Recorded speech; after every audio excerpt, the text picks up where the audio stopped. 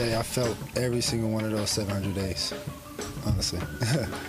I said however long I've been out, I felt every single one of those days. So getting back in shape and everything was definitely needed to feel that today. It is what it is. You know, I can't control what the fans do and what their, how they approach whenever I step on the field. My job is to go out there and execute and do my best as I can for the team.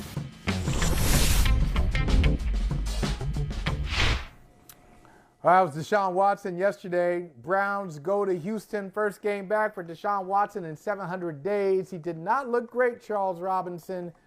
And after the game, I don't think he sounded that great either, because he wanted no parts of going over the past and making any apologies or expressing any remorse.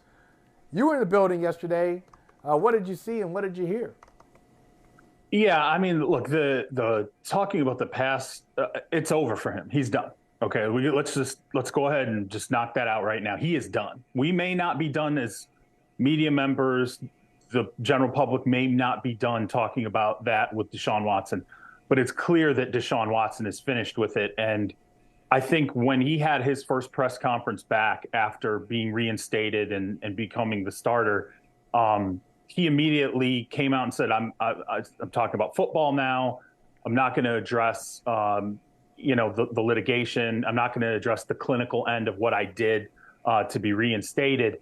And I said then, and I wrote then, this is it. What you are seeing now is the end of this conversation in terms of Deshaun Watson projecting it outward. And if he does talk again, it will be in a scripted situation with someone that he either trusts or is friendly with. It will not be like the previous several press conferences where it was him, freestyling questions that did not go well. And so I think, off the field, what we saw on Sunday was the transition. It was him saying, now I have football games to talk about. So I'm going to talk about those football games. I'm going to talk about my performance.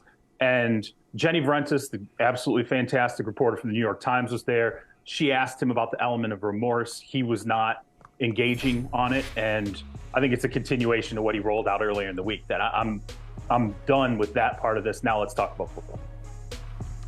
Yeah, I understand the organization ownership asked him to apologize last week, and that was a non-starter for him and his team.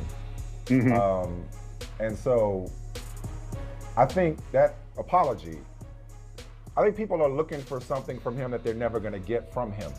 Contrition. Well, specific contrition. Right. I think he's willing to apologize, and he has apologized. I forget what the setting was, but it was like a little one-on-one interview for, as he put it, putting himself in that position, or anybody that he may have triggered, I think were the words that he used, which that word was triggering in and of itself. But people that are looking for him to express, people are just looking for him to express remorse, because remorse comes from guilt, or at minimum responsibility. And I don't think he's ever going to say that, because I don't think that's how he views the situation. So I also understand that he's going to continue the counseling, wants to continue the counseling.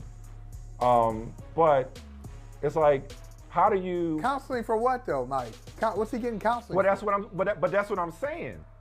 Behavior, just working on himself. But that's what I'm saying. It's like Mike or Charles. I don't know if you heard it a second ago. We were talking about projecting on a Deion Sanders.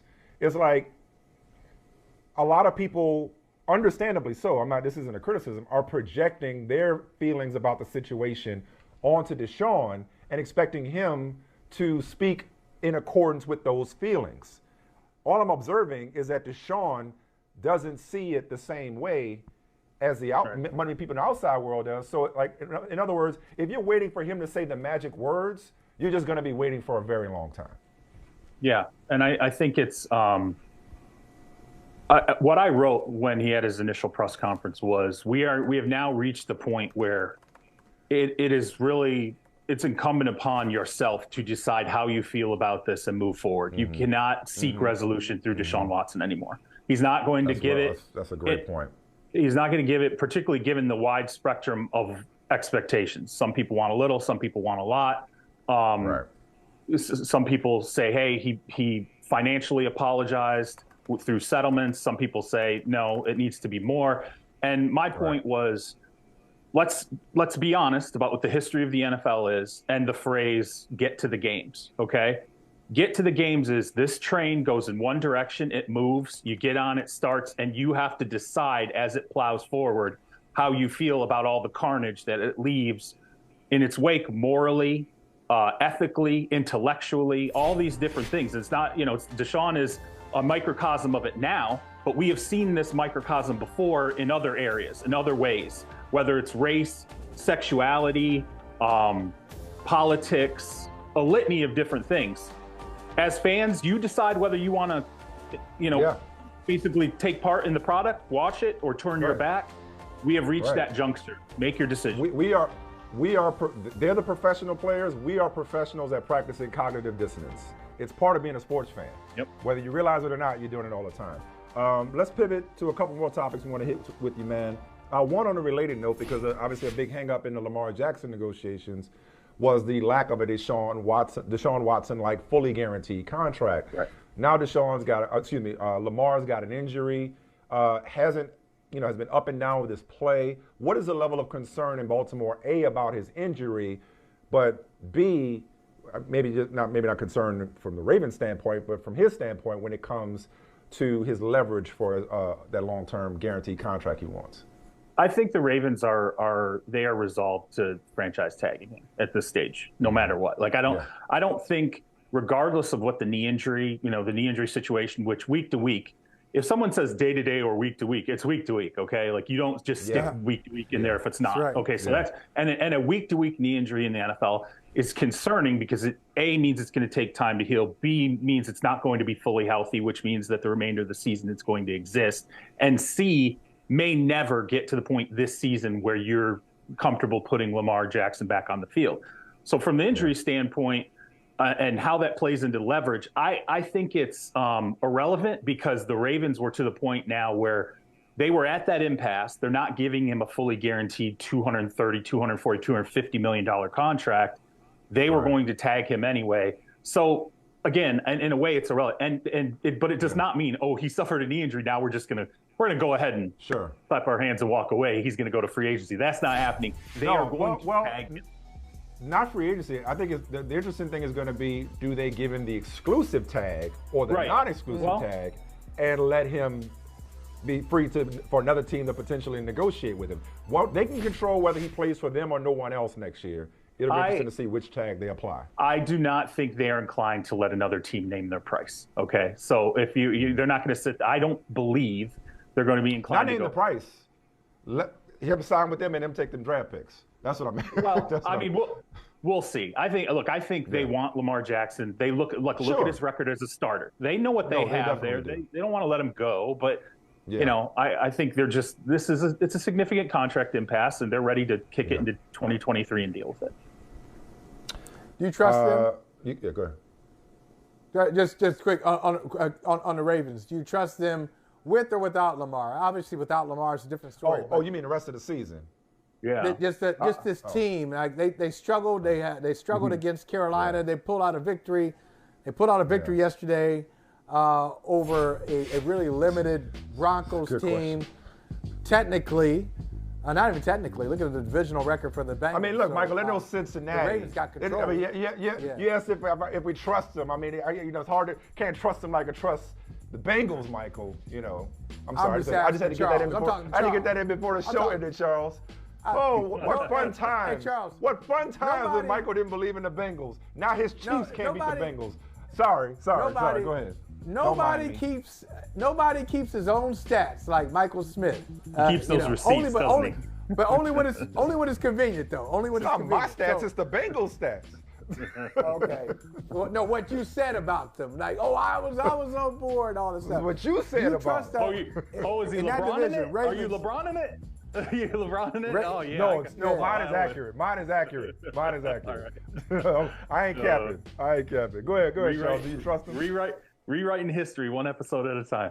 Anyway, look, I think Tyler Huntley, when he had extended time, previous to this, he looked good, and at times you thought, is this a player, a backup who has an ability to develop into a potential starter? I once looked at him sort of how I looked at Jalen Hurts at the start. I was like, oh, there's something here to like. Is he going to get enough playing time, enough reps, enough snaps to develop as a player?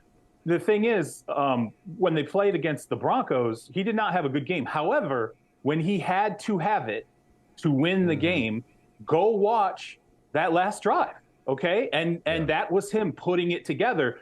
I actually think he is a backup who I believe has an opportunity, given snaps, reps, development, could actually be a player in this league. So I like their backup. He's not Lamar, though, but he's not Lamar. No, he's not. But I like him a lot. Hey, let's go rapid fire real quick.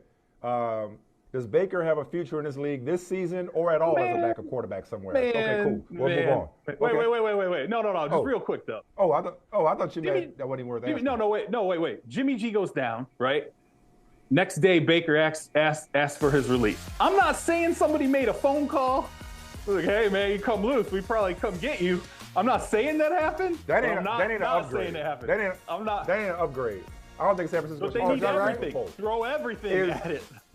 Is Dallas going to? You said last time you were on the show that Dallas wouldn't let OBJ get out the building, even without working out. Is he a Cowboy by this time next week?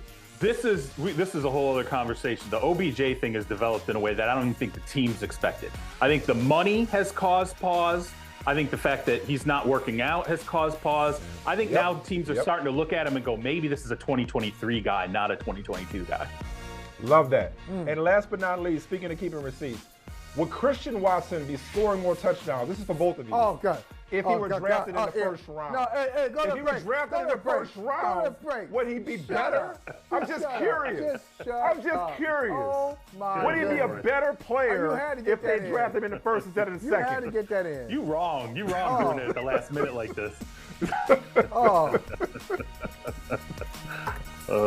Oh, my God. Hey, thanks for watching Brother from Another on YouTube. Make sure you hit subscribe before you leave, and be sure to watch us 3 to 5 p.m. Eastern Time on Peacock. Appreciate you.